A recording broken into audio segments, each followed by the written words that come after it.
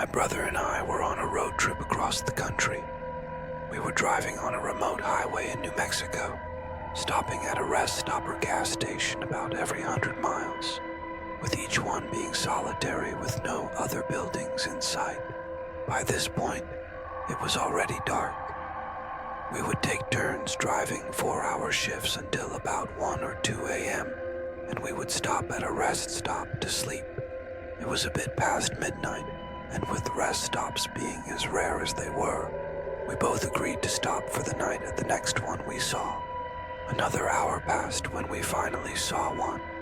We took the exit, and sure enough, there was your typical middle-of-nowhere rest stop. There was one other car parked in front of the doors off to the side. We got out to go to the bathroom and walked up to the double doors, each of us grabbing a door handle.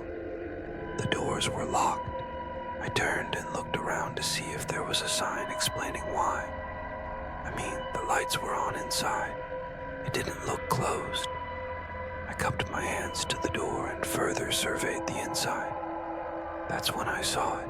There was a splash of bright red on what I assumed was a closet door near the back. I suddenly realized I was looking at a huge streak of blood. From the color alone, I could tell it wasn't dry. I froze up. My brother began banging on the door, trying to get someone's attention. I stopped him and pointed out the blood on the wall. I could see the color disappear from his face as he noticed it. We both turned to leave. As we were getting back inside our car, I took a better look at the other car in the parking lot. It had no plates, it had multiple dents, and there was an empty gun rack in the back window of it. We pulled out, and as we were driving off, I saw the door to the rest stop start opening. I didn't really see anyone, though. We pulled away before anyone actually came out.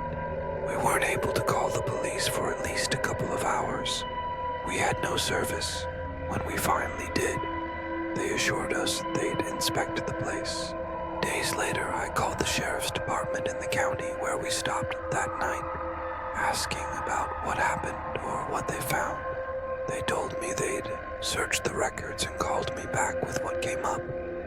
As far as I know, I never received a call back.